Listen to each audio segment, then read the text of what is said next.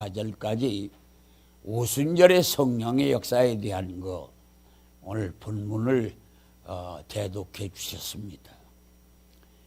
우리 한국 근대사 70년을 보면은 같은 한국의 역사지만은 자유당 시대가 있었고 민주당 시대가 있었고 공화당 시대가 있었고 그리고 문민정부 시대가 있고 지금은 이제 문재인 대통령이 정치를 하는 시대로 왔습니다. 이 70년이라고 하는 짤막한 기간에도 여러 정치 체제가 바꿔지면서 한국 역사를 끌어온 것처럼 하나님의 역사도 크게 나누면 세 가지로 나눠볼 수가 있습니다. 첫째, 성부 하나님의 시대. 성부 하나님의 시대는 말씀으로 천지 만물을 창조하시고 그 하나님께서 성부 하나님의 시대는 직접 자기가 쓸 사람을 찾아가서 아브라함아 아브라함아 부르시고 사무엘아 사무엘아 부르시고 모세야 모세야 부르시고 엘리야야 엘리야야 불러서 그 사람을 붙들고 하나님이 원하는 일을 이룩해 나가시던 시대, 그런 시대를 성부 하나님의 시대라고 합니다. 그 성부 하나님의 시대는 천지 만물을 창조하신 그때부터 말국간의 하나님의 아들 예수님이 오신 때까지가 성부 하나님의 시대입니다. 말국간의 하나님의 아들 예수님이 오실 때부터 십자가에 달려서 죽으셨다가 부활하시고 40일 동안 땅에 계시다가 마지막에 승천산에서 500문도 앞에 설교를 하시고 올라가실 그때까지가 성자 예수님의 시대입니다. 그 성자 예수님의 시대는 팔레스타인이라고 하는 한국의 간도만한 땅덩어리 6자밖에 안 되는 짤막한 키를 가지신 하나님의 아들 예수님, 그분이 두 발로 다니시는 곳을 찾아가서 만난 사람만이, 만나본 사람만이 역사가 있는 시대를 성자 예수님의 시대라고 합니다. 그 양반이 이제 구름 타고 올라가면서 물그림이 바라보는 군중들에게 모시고 가던 천사들이 너희는 그렇게 바라보고만 있지 마라. 너희가 바라보고 올라가신 그 모습대로 이 땅에 다시 내려오실 거다. 그때 예수님이 내려다보시고 너희는 예루살렘을 떠나지 마라. 그리고 내가 아버지께 구하야 보혜사 성령을 너희에게 보내리니 그분이 너희에게 오시면 권능을 입고 예루살렘과 유다와 사마리아와 땅끝까지 내 증인이 될 것이다. 그렇게 말씀을 하고 구름 타고 올라가시고 하나님 아버지께 구하야 성령님이 마가의 다락방에 오셨는데 그 승천산에 따라 올라왔던 사람이 500명이었습니다. 그분들이 다 마가의 다락방에 가서 그 근방을 다 뒤덮고 하루를 참고 이틀을 참고 3일을 참는 어간에 낮에는 요엘서를 강의를 받고 저녁에는 손에다 손을 잡고 합심하여 기도를 했습니다. 그러는 중에 4일 5일 지나자 아이고 오시기는 뭘 오셔. 머리 흔들고 지긋지긋하다고 올라가셨는데 끝난 거지. 누구를 이 땅에 또 보내시겠어. 그렇게 하고 머리 흔들고 다 돌아가고 10일이 되던 날 120명가량 되는 분들이 베드로가 낮에는 요엘서를 강의하고 저녁에는 합심하여 기도를 하는데 합심하여 기도하는 저녁 기도에 힘쓰는 시간에 쉿 하면서 바람이 온 방안을 감싸고 그러더니 이 혓바닥 같은 불의 역사가 머리를 턱턱 치면서 머리에서 불이 활활 타올러 랄랄랄랄랄랄라 방언을 하더니 똑같은 말로 이 나라 저 나라 사람들 때문에 베드로의 설교를 들을 수가 없었는데 입이 터져 방언을 하더니 같은 대화를 할 수 있는 그런 방언으로 대인방언이 터져 나와서 하나님께 영광을 돌리며 그들이 교회가 시작이 되었다. 이런 말씀으로 우리가 이제 시작되는데 그때에 바로 성령이 그렇게 오셔서 그 성령이 지금도 한국 강산에 오셨고 이 성령님이 이제 언제까지가 성령의 시대냐. 천사장의 나팔 소리가 나면서 만왕의 왕으로 14만 4천 명의 성가대를 거느리고 이 땅에 다시 오시는 그날까지가 성령의 시대입니다. 그래서 이 시대는 성령의 시대입니다. 그래 어제까지도 박근혜 대통령의 시대라 할지라도 오늘 문재인 대통령의 시대가 변하니까 지난 시대는 일막을 끝난 것처럼 이제 하나님 아들 예수님의 시대, 성자 예수님의 시대가 끝이 났고 이제 지금은 성령님의 시대가 왔습니다. 그 성령님의 시대는 어떻게 만나느냐? 성부 하나님의 시대는 하나님 아버지가 원하는 사람을 찾아와서 붙들고 역사하던 시대가 성부 하나님의 시대고 성자 예수님의 시대는 팔레스타인이라고 하는 적은 땅덩어리에 두 발로 다니시는 예수님을 찾아가서 만난 사람들만이 역사하는 시대가 성자 예수님의 시대야. 그러면 지금 이 시대는 성령의 시대는 어떤 시대냐?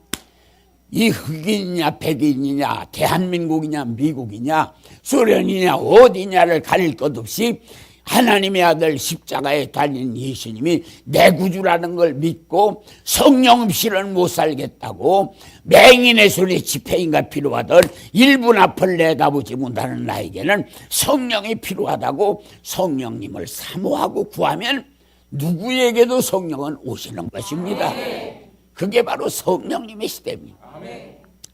그러면 이 성경 역사는 불의 역사입니다. 그래서 성경의 역사가 불의 역사인데 성경의 역사가 불의 역사라고 하는 말을 다른 말로 바꾸면 성령의 역사입니다. 출애굽기 우리가 3장 1절부터 5절까지 보면 그날도 모세는 장인 이들로의 양무리를 몰고 처가살이 하면서 양 풀뜯기를 목자였습니다. 미디안 광야로 풀뜯기로 나왔습니다. 미디안 광야 잔자갈이 쫙 깔리고 자갈 사이에 파릇파릇 풀싹들이 올라오고 있습니다. 거기다 양 40-50마리를 깔아놓고 언덕바지에서 양 풀 뜯어먹는 모습을 바라보고 내려다보고 있던 모세가 무슨 생각을 했던지 서편산 호렙이라고 하는 돌바위 산을 내려다봤더니 돌바위가 찢어진 사이에 뿌리를 박고 벼른박 같은 돌바위에 매달려 있는 떨기나무가 불이 활활 타는 모습을 모세는 봤습니다. 참 이상하다. 사람이 없는 이 천지에 저 떨기나무에 누가 불을 왔겠노? 불이 마음을 끌어잡아당깁니다. 모세가 급해서 막대기를 들고 분산된 양무리 사이로 가서 막대기를 콱 꽂아놓고 분산된 양무리를 우르르 해서 막대기 중심에 양을 모아놨습니다. 왜요? 양은 눈이 어두워서 한 치 앞밖에 못 봐. 그래서 목자의 소리가 없고 주변에 자기 친구 양들이 없으면 풀을 먹지를 못하고 두려워합니다. 먹은 풀도 소화가 안 됩니다.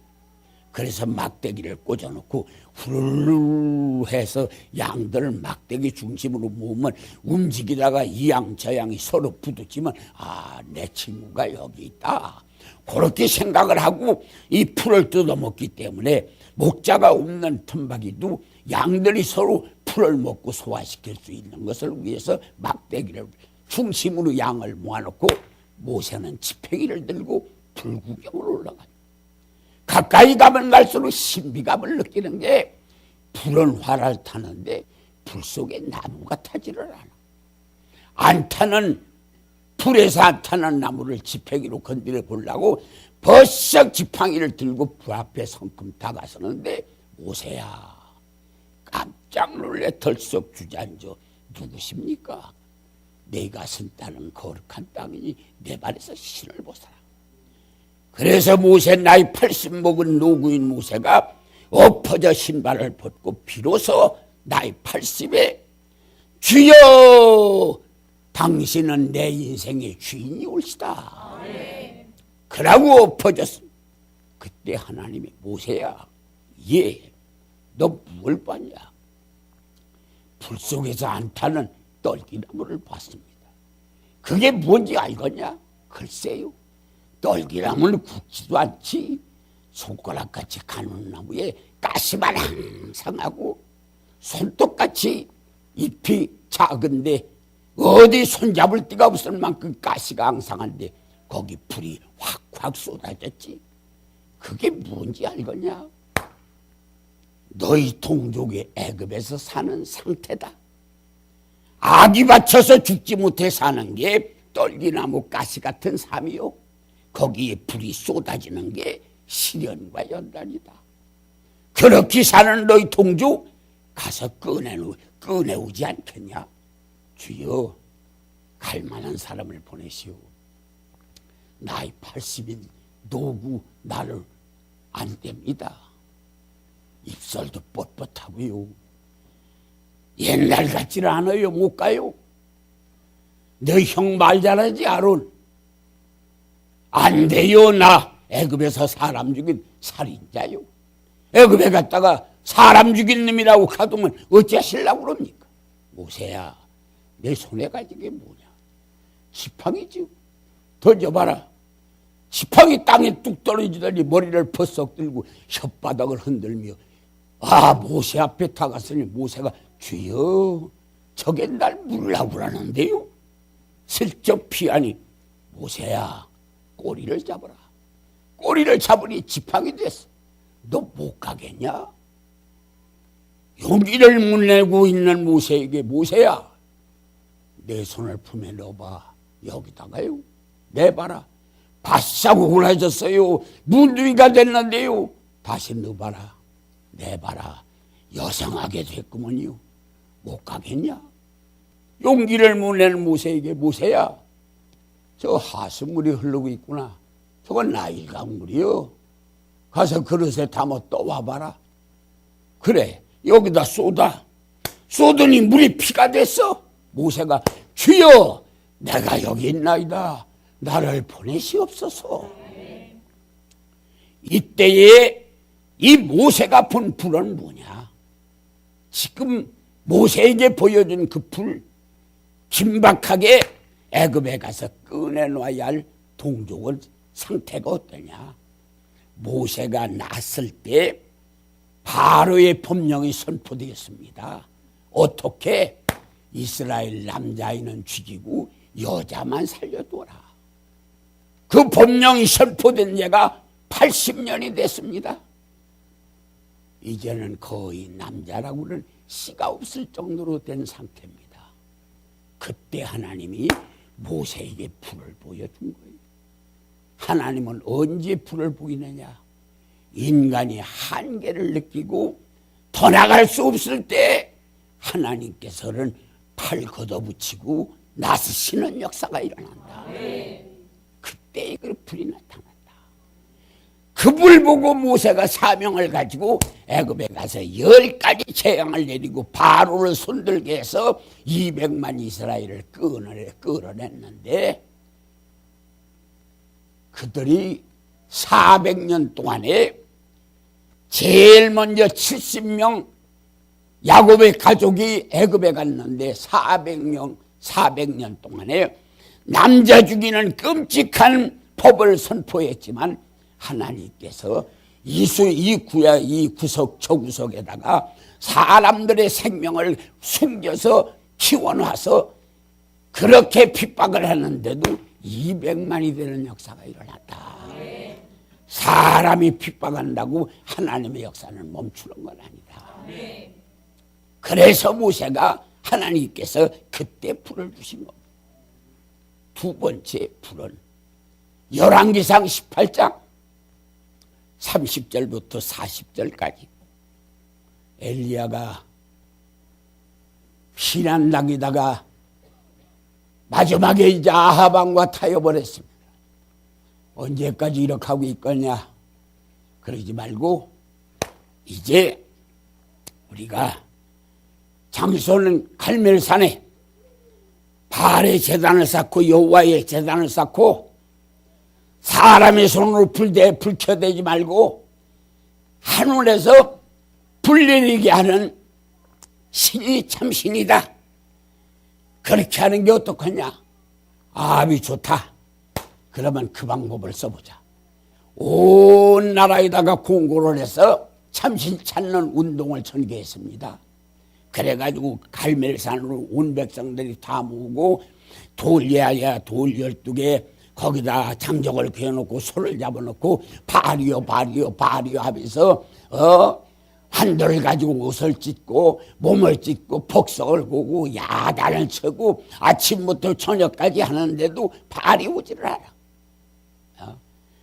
그래서 마지막에 자기 몸을 찢기를 싸가야 바알 제사장들이 찢어지는 옷자락 사이로 칼을 집어넣어서 몸을 찢어서 800명의 피비린내가 상처를 뒤덮는 다 쓰러져 있습니다.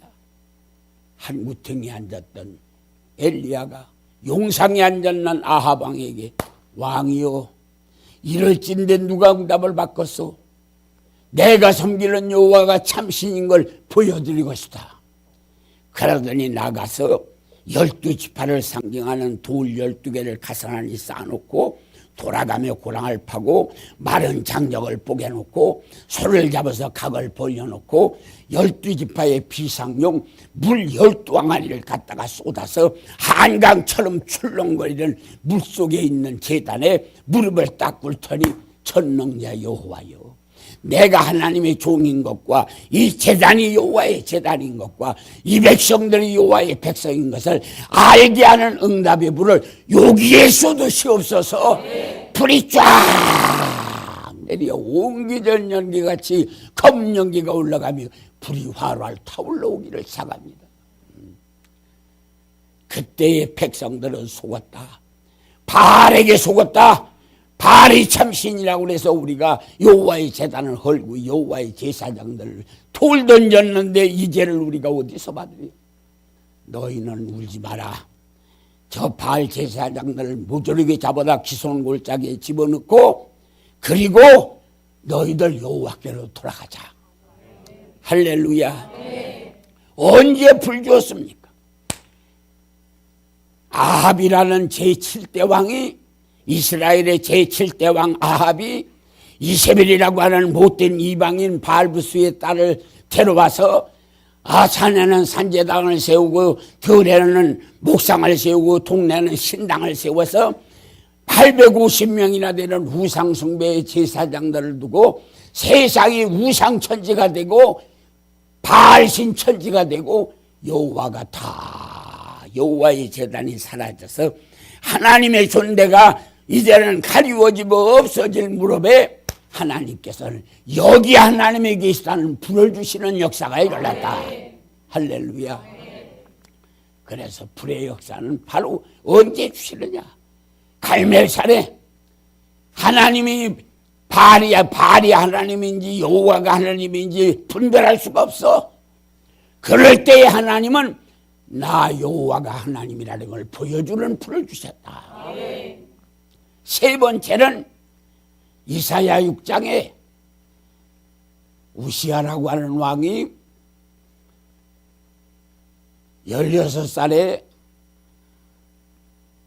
그 아버지가 세상을 뜨고 왕위에 올라서 52년 장기 집권을 하면서 모압과 암몬을 제압시키고 아랍을 제압시켜서 조공을 받고 솔로몬 왕 때 뺏겼던 다메섹을 땅을 다시 찾아서 확창을 시키고 이렇게 해서 전쟁에 능한 왕이 되니까 백성들이 추앙을 했습니다.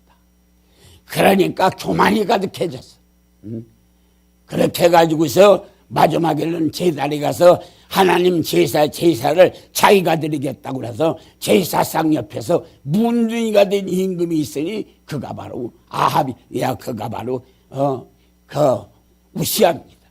그 우시아 왕, 그때의 대선지 이사야가 우시아 왕에게 하나님의 말씀을 가르치는 사람인데, 우시아 왕이 너무 거만을 떨으니까 말씀을 가르치지 못하고 사람 비율을 맞춰서 우시아가 하나님이 됐어. 가짜 하나님이 돼가지고서 하나님 노릇을 하는 거예요. 그러니까 대제사자, 대선지 이사야가 말 한마디도 못 가르치고 우시아 왕 뒤만 따라다니고 앉았어. 선지자들의 입에서 하나님의 말씀이 끝났습니다. 그때에 우시아 왕이 문둥이가 돼서 죽는 장례식 날, 이사야가 제단에 가서 하나님, 이게 다 내 탓입니다. 내가 하나님의 말씀을 임금에게 바로 가르쳤으면 이런 일이 일어날 수가 있겠습니까? 내가 하나님의 말씀을 바로 못 가르쳐서 나라가 이 꼴 됐습니다. 그러고 이 제단 바닥을 두드리고 울고 있으니까 옷자락이 내려오고 아름다운 찬양 소리가 들려 우를 바라보니 하나님이 계셔. 그래서 가짜 하나님 우시아 왕, 그것 때문에 진짜 하나님을 못 보고 있다가 진짜 하나님을 만나고 나니까 하나님, 나 입이 더러운 놈입니다. 이거 하나님이 찬양하지 못하고 짓지 못하는 개처럼 말씀 말로 못 가르쳤습니다. 그러면서 이사야가 자기 입을 쥐어 뜯으니까 천사가 빨간 숯불을 불쩍가락으로 집어가지고 오더니 집어의 입술을 쥐어 뜯는 이사야 입술을 불로 지지니까 이사야가 아이 뜨거워! 그러자 하늘에서 소리가 들리기를 내 불이 내 입에 닿았으니 내 악이 빠져나갔고 내 죄가 사라졌다. 그래서 이사야가 일어나서 춤을 출려 둥실둥실 추니까 나를 위해서 누가 가겠냐? 주여 내가 여기 있나이다. 나를 보내시옵소서. 그래서 선지자들의 입에서 하나님의 말씀이 끝나니까 하나님께서 입에다가 불을 주시는 역사가 일어나서 잃어버린 말씀을 다시 찾았다. 그러다가 이제 네 번째는 예수님이 구름 타고 올라가면서 예루살렘이가 기다리고 있어라. 내가 아버지께 구하여 보혜사 성령을 보내주겠다. 그런데 그렇게 해서 성령이 오셨습니다. 성령이 오셨는데 성령이 불로 타오고 급한 바람으로 오고 그러고서 입에서 방언이 터지고 입시를 하고 천국을 바라보고 변화되는 역사가 일어났습니다. 그러면 성령님이 오시는 데는 성령님은 어떻게 우리에게 오시는 거냐? 성령이 오시는 골목길이 있어. 성령이 오시는 골목길이 성경에 세 가닥으로 나오는데 마태야 사도행전 4장 28절 29절 30절을 보면 전도하다가 핍박을 받은 사람이 모여서 기도합니다. 하나님, 우리의 위협을 하감하옵소서. 거룩한 종 예수의 이름으로 손을 내밀어 병이 낫게 하시고 말씀을 담대하게 증거할 수 있도록 전도의 영을 우리에게 물려주시옵소서 하면서 필기를 다 하니까 앉은 자리가 진동하더니 기도하던 사람들에게 성령이 임하더라. 성령이 오시는 첫째 길은 기도할 때 오십니다. 찬송할 때 오십니다. 비처럼 오고 바람처럼 오는 게 아니고 분명히 줄기를 타고 오는데 기도야 우리가 기도를 올려서 기도 속에 완전히 우리가 묻어 들어가야 합니다. 기도 속에 완전히 묻어 들어가면 기도의 줄기를 타고 성령이 오십니다. 찬송의 줄기를 타고 성령이 오십니다. 할렐루야. 두 번째는 사도행전 8장 15절에 보니까 예루살렘 교회에서 사마리아의 교회가 섰다고 하는데 복음적 진리에 입각한 교회인가 가보자. 그래서 어머니 교회 마더 처치에서 베드로 요한 두 사람을 사마리아 조사위원으로 보냈습니다. 그래 사마리아 교회를 와서 베드로 요한이가 봤습니다. 사람은 모였는데 성령 받은 사람이 없어. 너희가 어떻게 예수를 믿었느냐? 우리는 물로 침례를 받았습니다. 물로 침례를 받고 우리는 성령을 알지도 못합니다. 그때 베드로 요한이가 예수 하고서 머리다 손을 얹고 안수하니까 안수할 때 성령이 임하더라. 두 번째는 안수할 때 성령이 임하는 겁니다. 안수할 때 기름 부시는 역사가 일어납니다. 그래서 우리는 기도할 때 응답이 불이옵니다. 찬송할 때 희락이 불이옵니다. 안수할 때 치료의 역사가 임합니다. 그러고 사도행전 10장 44절에 사도행전 10장 44절에 고넬료의 가정에서 베드로 사도를 청하여 말씀을 증거하는데 말씀 듣는 사람에게 성령이 오셨습니다. 그래서 말씀 들을 때 말씀 속에 묻어 들어가야 됩니다. 그래서 우리는 말씀 전하는 사람을 눈을 바라보고 입을 바라보고 그리고 말씀 속에 묻어 들어가다 보면 말씀이 폭발을 합니다. 말씀이 머리에서 폭발을 하면 지혜가 생깁니다. 눈에서 폭발을 하면 참회의 눈물이 옵니다. 입에서 폭발을 하면 기도의 영이 물립니다. 어깨에서 폭발을 하면 능력이 임합니다. 가슴에서 폭발을 하면 샘이 터집니다. 아픈 자리에서 폭발을 하면 병이 났습니다. 그래서 말씀은 말씀 속에 우리는 묻어 들어가야 합니다. 정좌 바로 앉아서 정시 바로 보고 정청 바로 들어 바로 앉아서 예배를 드릴 때 몸이 건강해집니다. 강단을 바로 바라볼 때 양심이 청렴해집니다. 말씀을 바로 들으면 심령이 살아납니다. 그래서 예배를 드릴 때 말씀 속에 묻어 들어가야 돼요. 말씀 속에 우리가 묻어 들어가면 성령이 오시는 역사가 일어나. 그러면 이 성령을 받기 위해서 우리는 준비를 해야 합니다. 성령을 받기를 위해서 세 가지를 성령을 받으려면 뚜껑을 열어라. 뚜껑을 열어야 됩니다. 3개월 비가 오지 않았습니다. 사람마다 비 오기를 기다립니다. 그런데 밤중에 악수 같은 비가 쏟아지니까 자다 말고 순이 엄마 주방에 나가서 아름들이 항아리 안고 갔다가 구덩이 빗물 제일 많이 흐르는 구덩이다 갖다 놓았어.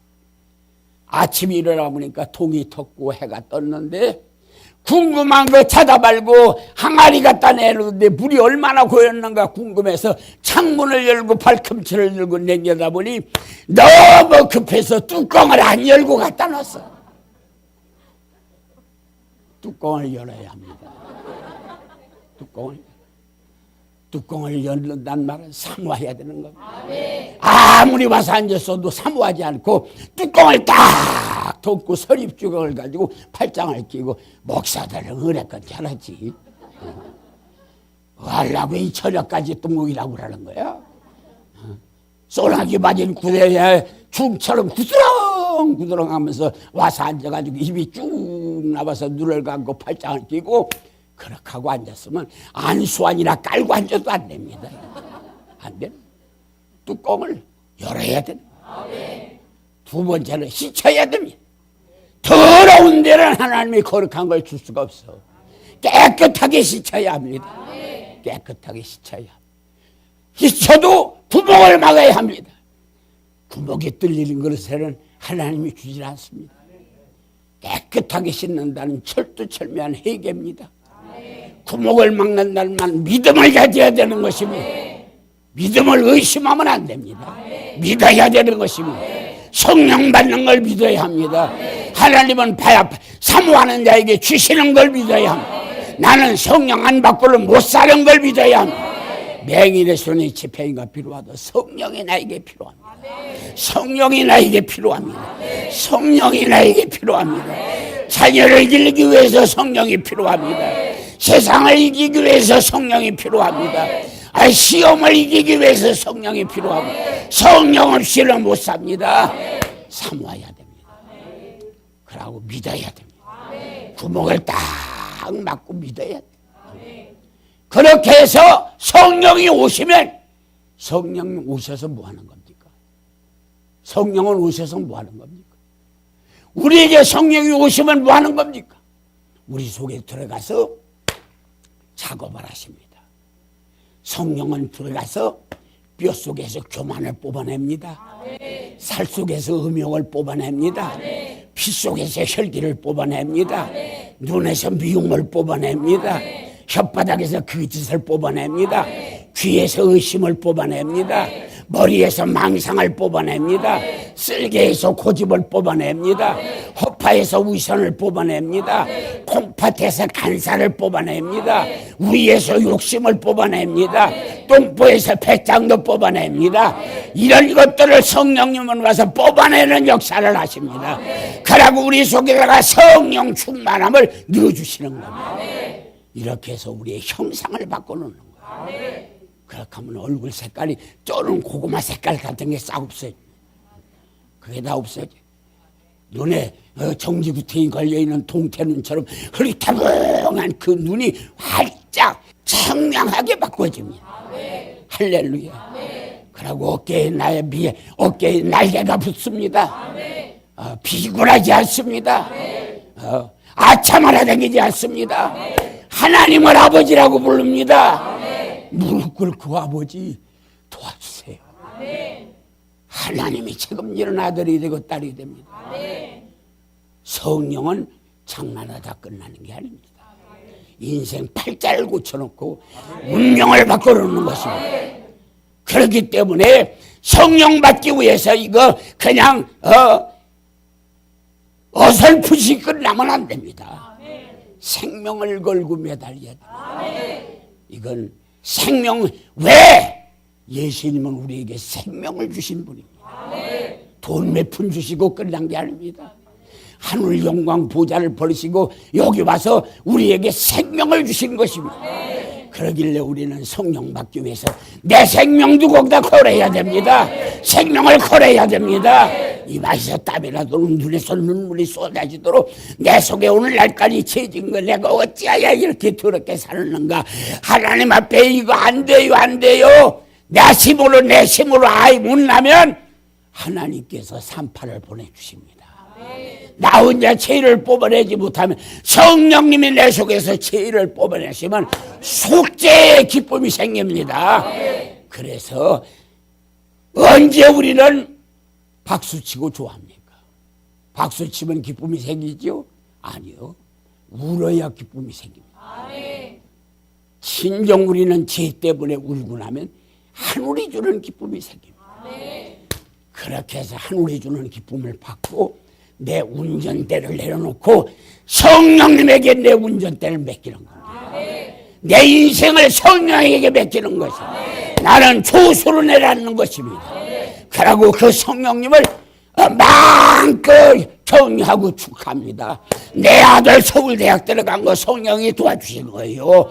42살 먹은 내 딸 시집간 것도 성령이 도와주신 거예요. 남편 오늘날까지 직장살이 하는 거 성령이 도와주신 거예요. 이혼하지 않고 오늘까지 사는 거 성령이 도와주신 거예요. 성령님을 축하 올려드리고 성령님에게 박수 보내고 성령님에게 영광 돌리면 성령님이 기뻐하는 순간에 집안이 천국이 됩니다. 그때부터 물질도 사람도 붙고 물질도 붙고 하나님도 도와줘서 인생 팔자가 피는 거예요. 믿습니까? 가난이 다 떠나가는 거예요. 저주가 다 떠나가는 거예요. 문제가 다 떠나가는 거예요. 성령 받아야 되는 거예요. 애절하게 받아야 되는 거예요. 두 손 바짝 들고 예수여 예수여